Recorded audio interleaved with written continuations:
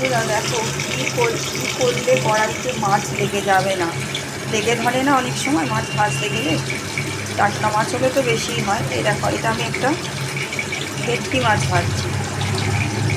এটা যে কোনো মাছই হোক, যদি মাজা করা হয় তাহলে তো মানে তেলের করা হলে লেগে ধরে না, কিন্তু মাজা করা হলে লেগে ধরে বেশিরভাগ সময়তেই।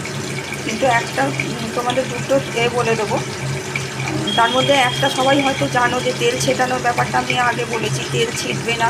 তেলের মধ্যে যদি একটু হলুদ দিয়ে নাও, যে কোনো মাছই হোক, অয়েলি মাছ হলে ছিটবে না। আর একটা হচ্ছে কী করলে মাছ লেগে যাবে না, কড়াটা বসিয়ে আগে প্রিহিটেড করে নেবে, মানে ভালো করে আগে গরম করে নেবে, তারপর তেল দেবে। দেখো, কড়াটা যদি গরম করে তেল দিয়ে নাও, করে নাও না, গরম করে নাও তারপর তেল দাও, তখন মাছ ভাজা দেখো ইজিলি কিরম উল্টে যাচ্ছে, দেখো কোনো সমস্যাই হয় না। এরম করে করবে। আর ছেটানো যাতে অয়েলি মাছ হলে বা যে কোনো সবজি ধরো যেগুলো ছেটায়, সেগুলো কড়াইতে দেওয়ার আগে একটু হলুদ দিয়ে নেবে। হলুদ দিলে না একদম ছেটকায় না। তোমাদের অয়েলি মাছ যেমন ধরো বোয়াল মাছ এই মাছগুলো ছেটে, বা শিঙি মাগুর মাছ এগুলো ছেটে, কিন্তু যদি হলুদ দিয়ে নেওয়া হয় ছেটে না।